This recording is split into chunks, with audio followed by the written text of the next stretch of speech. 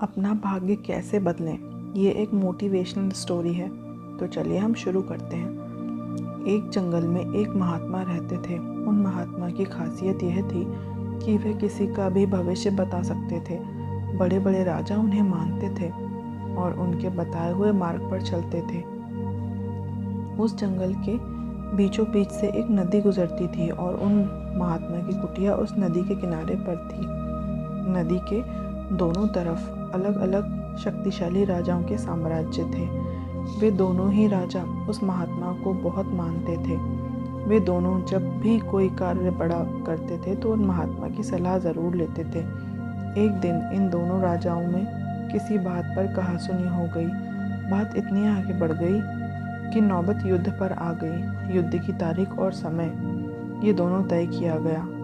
पर जैसा कि दोनों राजाओं का नियम था कि जब भी वो कोई बड़ा कार्य करते थे तो वे उन महात्मा की सलाह लेते थे। इसलिए पहला राजा उन महात्मा के पास आता है और उनसे पूछता है कि महात्मा जी, मैंने पड़ोस के राजा के साथ युद्ध करने का निश्चय किया है और इसीलिए मैं जानना चाहता हूँ कि युद्ध का परिणाम किसके पक्ष में होगा।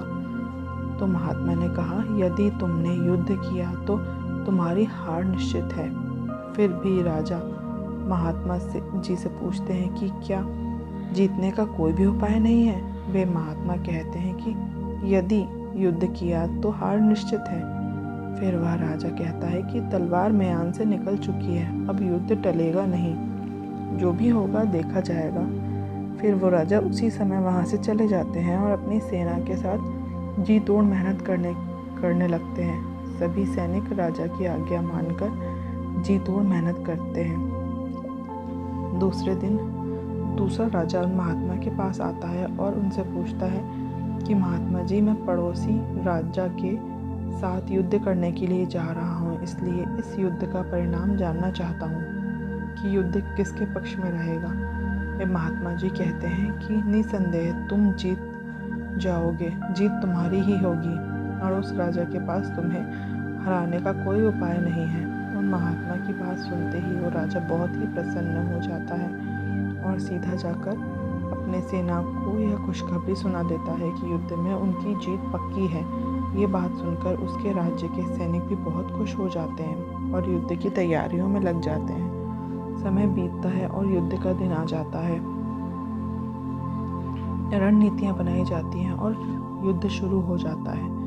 दोनों सेनाएं एक दूसरे के साथ भिड़ जाती हैं और मारकाट शुरू हो जाती है। देखते ही देखते जिस पहले राजा की हार निश्चित थी, वे दूसरे राजा की सेना को ढेर कर देते हैं और पहला राजा वह युद्ध जीत जाता है जिसे उन महात्मा ने कहा था कि वह युद्ध हारेगा।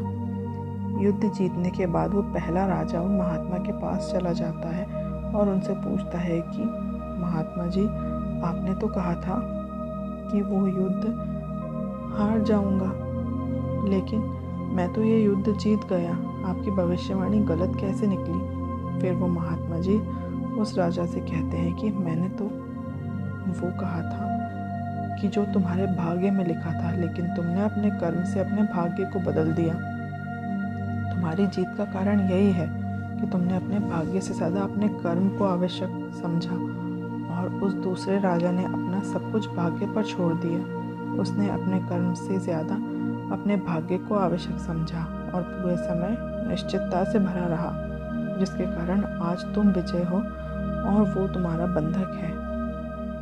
तो दोस्तों, ये बात सच है कि सब कुछ हमारे हाथ में नहीं होता, लेकिन यह भी सच है कि बहुत कुछ हमारे हाथ में होता है, लेकिन हम उसे भी भाग्य के भरोसे छोड़कर जीवन भर रोना चुनते हैं। लोग जानते हैं कि स्वस्थ कैसे रहा जा सकता है, लेकिन समय ना होने का बहाना बनाकर वे अपने अंदर बीमारी पालते हैं और जब कोई गंभीर बीमारी हो जाती है तो लोग अपने भाग्य को दोष दे देते हैं। अगर आज हम किसी समस्या में हैं तो वो सिर्फ हमारे पुराने गलत कर्मों के कारण है, और अगर कल हम इस समस्या से निकलेंगे तो सिर्फ आज के अच्छे कर्मों के कारण ही निकलेंगे। अगर आप आज कुछ नहीं करते हैं तो कुछ तो होगा ही और वो आपका भाग्य होगा, और अगर आप आज अपनी बुद्धि का इस्तेमाल करके वो करते हैं जो आप करना चाहते हैं तो आपका कर्म है तो ये आपके ऊपर है कि आपको कुछ करना है या अपने भाग्य के भरोसे बैठे रहना है।